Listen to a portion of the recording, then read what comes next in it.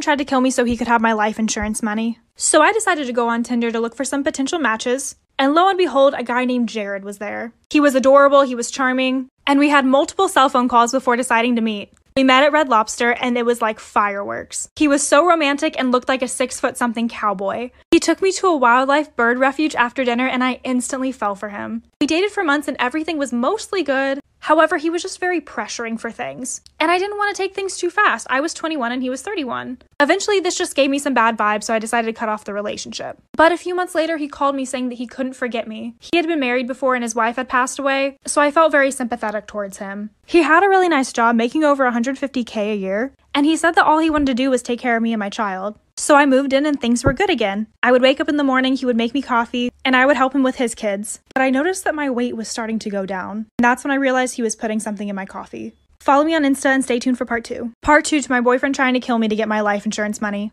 I was not feeling very well and my parents were extremely worried about me, especially once they found out I only weighed 88 pounds. I knew I had to have been really, really ill, so my parents drove down 5 hours to rescue me, and I was immediately hospitalized. That's when I was able to put together the full story on what was going on. He started putting all the money that he was making into my bank account, but he didn't let me have access to it. He would take out loans in my name, making it look like I was making money. And my life insurance policy added to $500,000. During this time in the hospital, I was going through severe withdrawals from whatever he was putting into my coffee. But the second I stopped drinking it, I started to gain weight back. I was thinking that maybe he had done this to his previous wife. However, when I looked her up, I found out that she was still alive. They were just divorced. Later, I was able to find out that they even moved back in with each other. Make sure you don't ever get too blinded by love to realize that you're being taken advantage of. Follow me on Instagram, and if you have a story, DM me. Story time, how I catfished the girl that my brother-in-law was cheating with.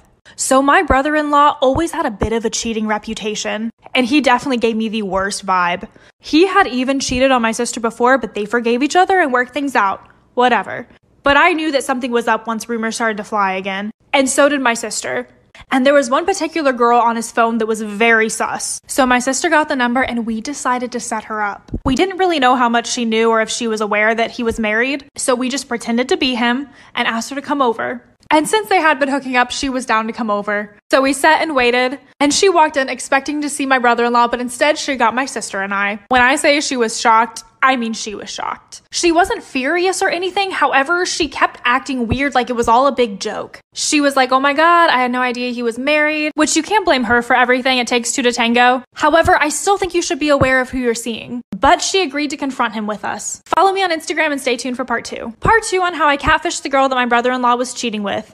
So he was still at the house, just hanging out upstairs, had no idea what was going on downstairs when we invited over the girl. And once she agreed to confront him, we decided to walk on upstairs. So she walked up and literally called this man by his first name. And he denied knowing her. Like, we were in shock. Like, we caught you. Like, here she is. How are you even going to deny that you know her when she's calling you by your first name? But she just kept laughing and he just kept denying it. It was extremely uncomfortable and super weird. She literally knew everything about him and even walked over and tried to be like all cutesy with him. And still, he denied. So we just ended up making her leave and I literally fought this man. My sister was upset and shocked, but I was way more furious than she was. It's one thing for people to hurt you, but not the people that you love. Luckily, she is done and no longer with him. At the end of the day, we need to know our self-worth and set high standards for the people that we're dating. Follow the girl that sent me the story and add me on Instagram and DM me if you have a story of your own. Story time. Someone tried to murder me on a school trip. So during my senior year, I started talking to this guy that we can call Tyler. And we all had to go on a school trip for a competition. During this, we had to stay in a hotel room and we were all assigned partners. Well, I didn't know this at the time, but I was actually assigned Tyler's ex-girlfriend. We can call her Penny. And when I found out she was his ex, I was like, you know what? Not a big deal. I'm probably just overthinking it, but she had a reputation for being psychotic. And I mean psychotic. Since we were all in close quarters, it didn't take her long to figure out that I was talking to her ex, and she went crazy on me. She basically threatened me by saying that if she ever saw me with him again, I wouldn't be coming home to my family. I still honestly didn't take her that seriously until the next day she saw us kissing, and she left the hotel room to buy throwing knives for when I got back. So when I reached the hotel room that day, she was yelling at me, threatening me, and then she took out one of the knives. Stay tuned for part 2 and follow me on Insta. Part 2 to me almost getting murdered on my school trip. So when Penny took out one of the knives, she literally threw it right at me. Somehow it only managed to land 5 inches from me and I was okay. So I took off running out of the hotel room. I immediately went to our director And literally because her parents fund most of the band stuff, he straight up couldn't care less. I told my mom, who happened to work with the superintendent's wife, so she told her the whole story and gave my mom his phone number. Let's just say they were suspended and the teacher was fired. She swore up and down that her and Tyler were going to get back together, but it's been 3 years later and she's still crazy and he still hates her, and I'm still with him. So I guess the moral of the story is please take it seriously if someone threatens you, especially if it's a crazy ex. Love you guys. Follow my Insta and DM me if you have your own story that you want to share. So this is about the time that I dated a sociopath. So I met this guy that we'll call Aaron at my best friend's birthday party. He was super attractive, but honestly, I was flirting with his friend the whole night, which looking back on it, I think is what got his attention. By the end of the night, he went out of his way to talk to me, and I noticed just how absolutely charming he was, and I was shocked that he was single. So he asked for my number, and I of course gave it to him. And for our first date, we ended up going hiking. PSA for your safety, I do not recommend this for a first date. While everything seemed fine originally, this is where the conversation got weird. He talked to me about how he was attracted to me because I was going into the mental health field. He feels like no one can figure him out. He struggled with relationships for years because he continually puts on masks for people, but they can only last for so long before they come off and a breakup occurs and the other person sees his true self.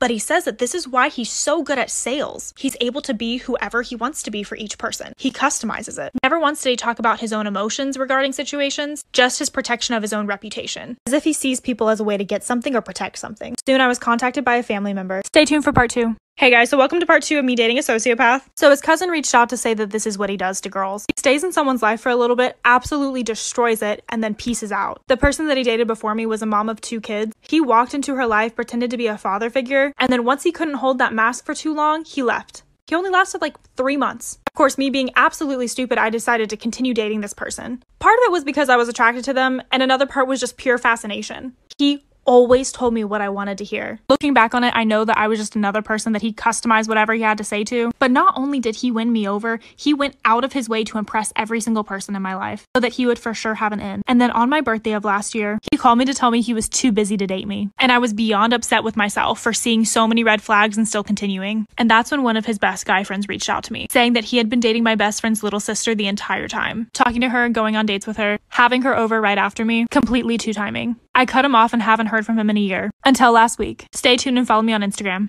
Y'all please! I will never hang out with a white boy again.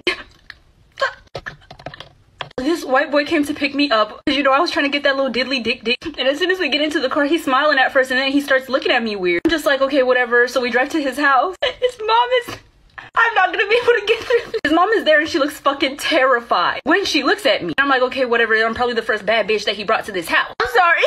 So we go into his room. You know, we're just chilling, watching a movie, whatever. And then his mom pulls him out of the room. When he comes back, he asks me, do you need to go to the hospital? I'm like, no. Why the fuck would I need to go to the hospital? He looks at me. He's like, oh, me and my mom noticed that your scalp is peeling off. It was my fucking lace. My fucking lace friend.